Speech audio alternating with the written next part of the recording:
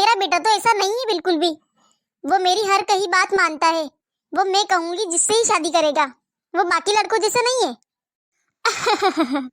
अरे माँ जी, सारे बेटे आजकल ऐसे ही हैं। किसी को भी कहीं भी ले आते हैं शादी करके, फिर बताते हैं बाद में। अरे ना, मेरा सिद्धार्थ ऐसा कभी नहीं करेगा।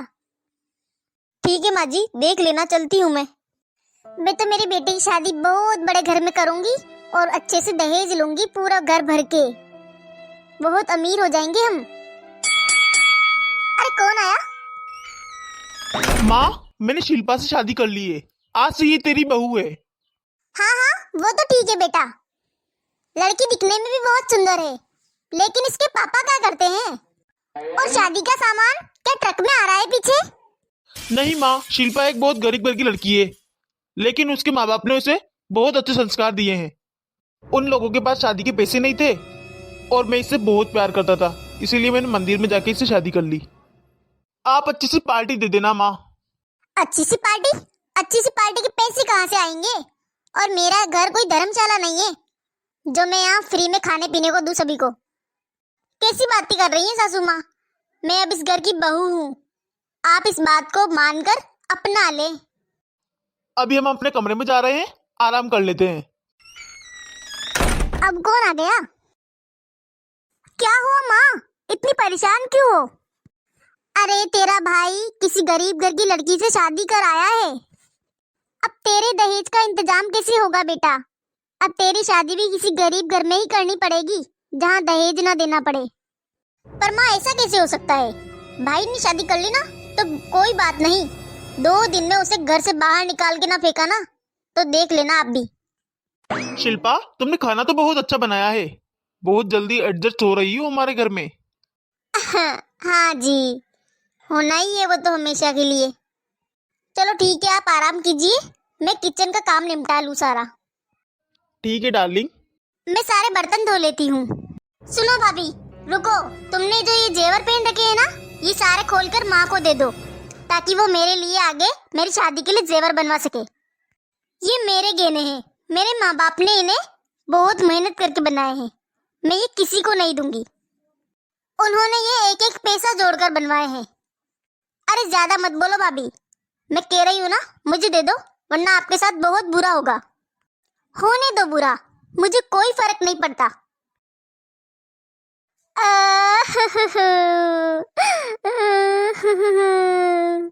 कोई तो मेरी सुनो, मेरे सारे गहने चोरी हो गए। अरे क्या हुआ शिल्पा, क्यों रो रही हो? मेरे सारे गहने चोरी हो गए।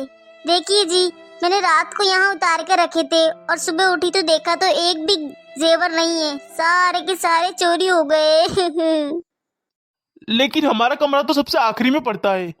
चोर का हमारे कमरे तक पहुंच पाना तो असंभव है। चोर बाहर का नहीं, अंदर का ही है जी। कल रात तुम्हारी बहन मुझसे मेरे गहने मांग रही थी, लेकिन मैंने नहीं दिए। लेकिन उसने मेरे को धमकी भी दी थी कि अंजाम बहुत बुरा होगा। अरे वाह भाभी वाह, क्या कहने आपके। अभी एक दिन भी नहीं हुआ और भैया को हमारे खिलाफ कर रही हो। अरे श्वेता, ऐसी बात बिल्कुल भी नहीं है। पर तुम ये बताओ कि कल तुमने अपनी भाभी से गहने मांगे थे उसके? अरे नहीं भाई, बिल्कुल भी नहीं। मैं क्या करूंगी इन गहनों का? मुझे तो वैसे भी गहने पहनने का बिल्कुल शौक नहीं है। देखो सिद्धार्थ, मेरी बेटी को कुछ मत कहो। तुम अपनी बीवी से ही पूछो, क्या पता ये अपने गहने अपने घर पे दे आई हो और हम पे इल्जाम लगा रही है। शिल्पा, हमारे घर में कोई चोर नहीं है। बेहतर होगा तुम खुद ही इधर उधर देखो, अच्छे से ढूंढो, क्योंकि हमारे घर में कोई चोर नहीं है। तुमने ही कहीं रखा होगा और भूल गई होगी। जी देखती हूँ। एक तो दहेज में कुछ लेकर नहीं आई और जो लाई भी उसे चोर के हवाले कर दिया। रहने दो ना माँ, तुम क्यों अपना खून जला रही हो? बुरे लोगों के साथ हमेशा बुरा ही होता है। अब उसे पता चलेगा गहने संभालना हर किसी के बस की बात नहीं है। अरे बेटी, अरे माँ तुम कब आई? आज मैं बहुत परेशान हूँ, मेरे सारे गहने चोरी हो गए। अरे ऐसे कैसे गहने चोरी हो गए? बुलाओ तुम्हारे घर वालों को, खिलाती हूँ उन्हें सबको शादी का लड्डू। अगर मेरी बेटी के गहने नहीं मिले तो मैं अभी पुलिस बुला लूंगी, फिर खाना शादी के लड्डू।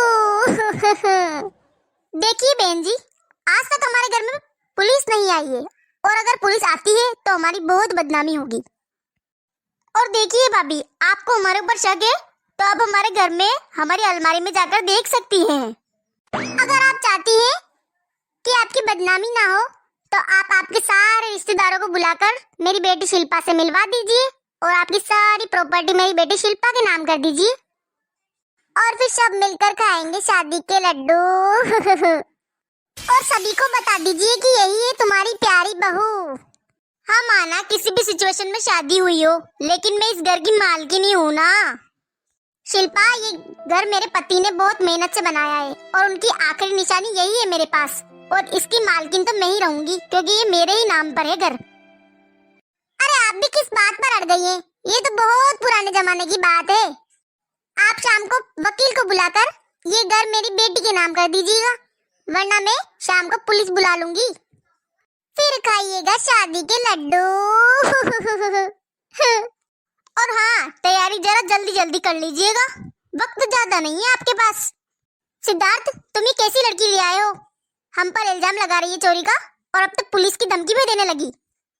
अरे माँ, मुझसे बहुत बड़ी गलती हो गई। मैंने सोचा गरीब घर की लड़की है तो ऐसा कुछ नहीं करेगी, लेकिन ये तो धमकियां दे रही है।